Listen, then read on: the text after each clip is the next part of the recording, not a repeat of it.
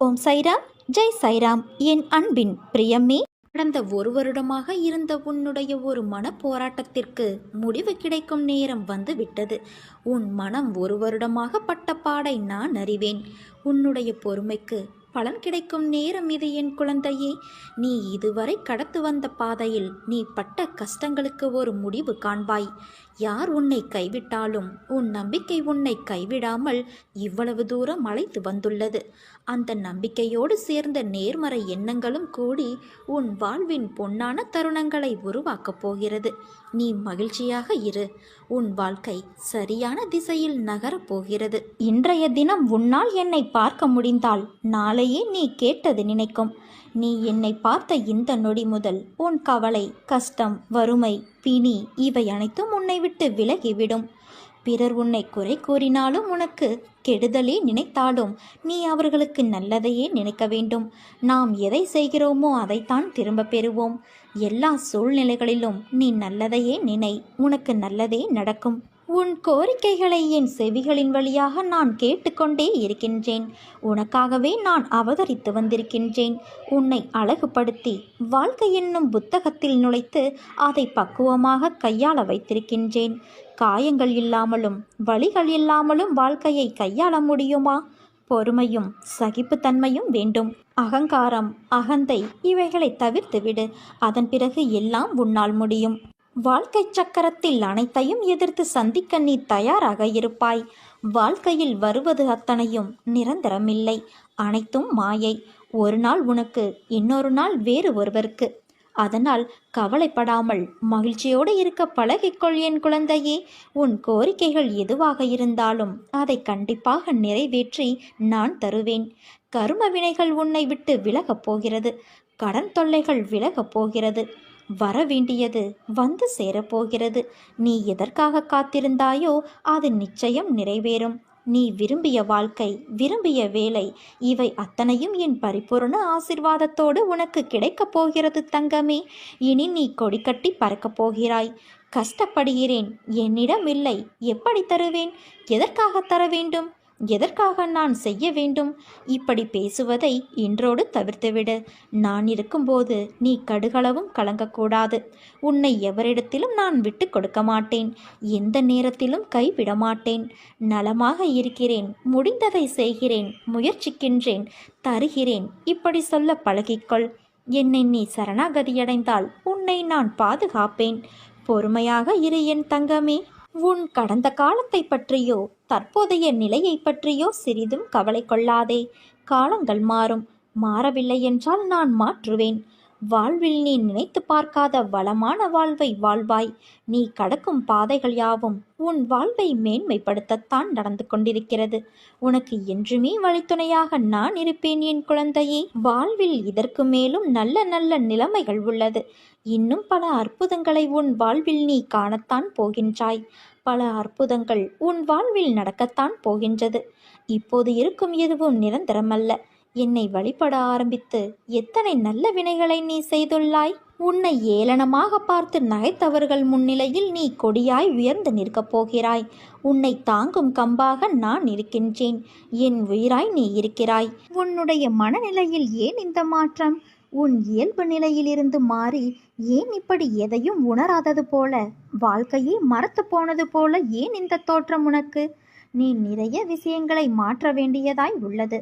உன் கோபம், அவசர புத்தி, சகிப்புத்தன்மை இல்லாத நிலை, எதற்கெடுத்தாலும் எரிச்சலான எண்ணம், அகங்காரம் இவற்றை மாற்றினால் நிம்மதியான சந்தோஷமுடைய வாழ்க்கையை நீ எய்துவாய். மற்றவர்கள் உன்னை காயப்படுத்தி உன்னை புறம் கூறினாலும் நீ நகர்ந்து வந்துவிடு. நீயும் அதையே செய்யாதே.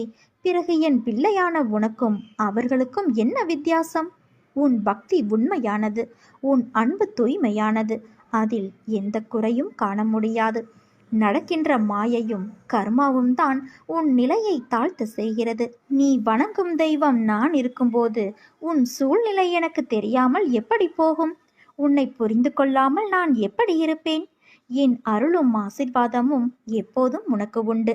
உன் மனவழி போக்கி உன் முகத்தில் நிச்சயம் புன்னகை மலர செய்யும் செய்தி உன்னை தேடி வரும்.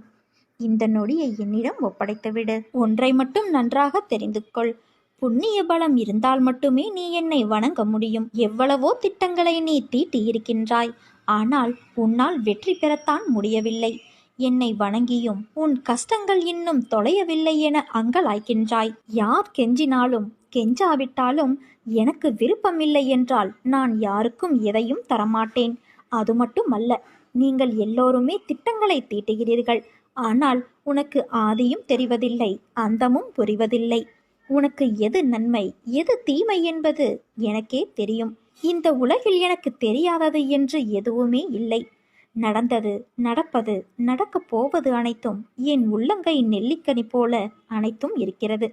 என்னுடைய விருப்பத்திற்கு கீழ்ப்படிந்து நீ நடந்து கொண்டால் பக்தர்கள் சுகத்தையும் சாந்தியையும் பெறுவார்கள். இதுவரை நீ வேண்டியது உனக்கு கிடைக்கவில்லை என்றால் நீ என் எதிர்பார்ப்பிற்கு என்னுடைய விருப்பத்திற்கு நடக்கவில்லை என்று அர்த்தம். என் எதிர்பார்ப்புதான் என்ன என்று யோசிக்கிறாயா?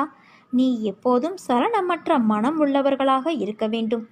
எது விதிக்கப்பட்டிருக்கிறதோ அதை தயங்காமலும் முணுமுணுக்காமலும் நீ அனுபவிக்க வேண்டும். இன்ப துன்பமும் சுக துக்கமும் நிலையற்றவை. இன்று இருப்பது நாளை மாறி போகும். அதனால் மாற்றத்திற்குரிய ஒன்றுக்காக மனம் கலங்காமல் இருக்க வேண்டும். மனதை எதன் மீதும் திருப்பாமல் என் பாதங்களின் மீது திருப்பி எப்போதும் சாதாரணமாக என் நாம ஜெபம் செய். காலம் எப்போதும் ஒரே மாதிரியாக இருக்கும் என்று கருதாதே என் குழந்தையே. தங்க சிம்மாசனங்களும் கண் மறைவாகிவிடும். அதிகாரங்கள் மறைந்து போகும். செல்வ வளம் சொல்லாமலேயே சென்றுவிடும். கொடுக்கும் கரங்களே பெற்றுக்கொள்ளும் கரங்களாகிவிடும். அப்போது கொடுப்பவர்கள் இருக்க வேண்டும் அல்லவா? அதனால் செல்வம் இருப்பவர்கள் கொடுப்பதை பழக்கப்படுத்தி கொள்ள வேண்டும். விதையை அப்படி விதைத்து கொண்டால் பலன் கிடைக்காமல் போகாது.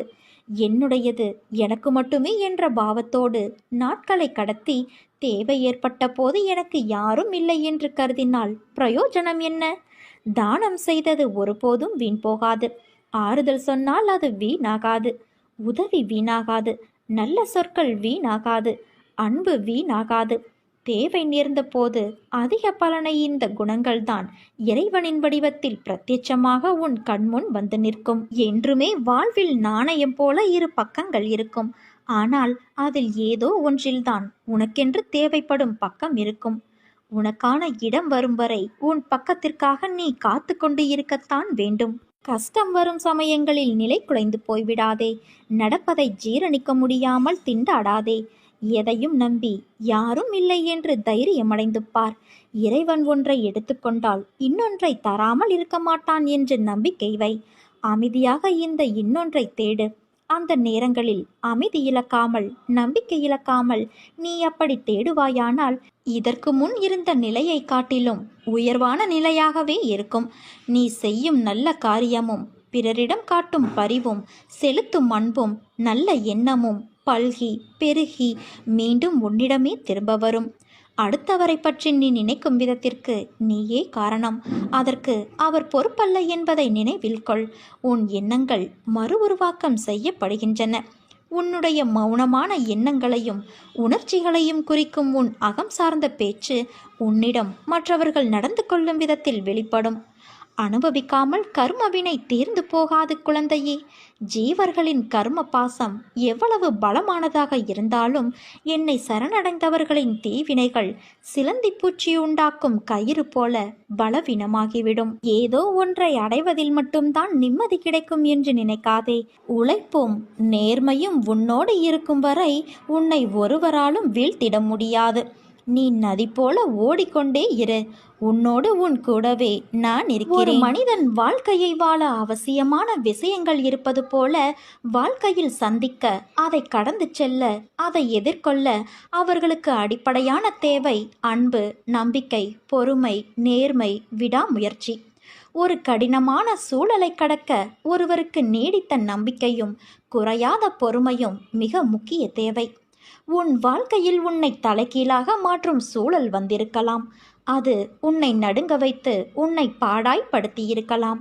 ஆனால் முயன்று மீண்டு வருவேன் என்று நம்பிக்கையை இழக்காமல் பொறுமையோடு அந்த சூழல் நிரந்தரமானது அல்ல என்று நேர்மறை எண்ணத்தில் எதிர்கொள்ள வேண்டும். அப்படி ஒருவர் நம்பிக்கை இழந்து நிர்கதியாயிருக்கும் சூழலில் அந்த ஆன்மா என்னை நோக்க செய்கின்றது. நம்பிக்கையை என் வார்த்தைகளால் நான் கொடுக்கின்றேன். அதை அவர் மனதில் பதிய, அவர் மனம் ஆனந்தமடைய சிறு லீலைகளை நடத்தி நம்பிக்கையை ஊர்ஜிதப்படுத்தி அதிகமாக்குகிறேன். உன்னிடத்தில் என்னை நம்புவதற்கு சிறு விஷயங்களை நடத்தி உன் ஆன்மாவோடுதான் இருக்கிறேன் என்ற உண்மையை வெளிப்படுத்தி உன்னை இக்கட்டான சூழ்நிலைகளிலிருந்து நான் விடுவிப்பேன். அது ஏன் அம்மா, நான் மட்டும்? நிறைய பேர் இருக்கிறார்களே என்றுதானே நீ கேட்கிறாய்? ருணானுபந்தம், அதாவது ஜென்ம ஜென்மமாய் தொடர்கின்ற பந்தம்தான் நீயும் நானும். நீயும் நானும் சொற்களால் இரண்டாக இருந்தாலும் தாய் கருவுற்று சிசு தன் வயிற்றில் இருக்கும்போது இரு உயிர் ஒரு உருவமாய் இருப்பது போல நீயும் நானும் இருக்கின்றோம். அதனால்தான் என்னை நம்பி என்னிடம் வேண்டுபவர்கள் எவராக இருந்தாலும் எல்லோரும் ஒன்றுதான் என்று சொல்கிறேன். என்னை நம்பினோரை நான் கைப்பிடித்து கொண்டே இருப்பேன். என் அன்பு குழந்தையே, உன் மனம் தள்ளாடி கொண்டு இருக்கிறது. கடிவாளம் இல்லாமல் நீ ஓடிக்கொண்டு இருக்கிறாய். என்றாவது ஒரு நாள் விடியும் என்று காத்திருக்கிறாய்.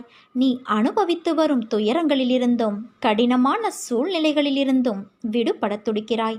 மாற்றங்கள் நடக்கப் போகிறது. இனி வரும் காலங்களில் உன்னை பாராட்டி பெருமைப்படுத்தப் போகிறார்கள்.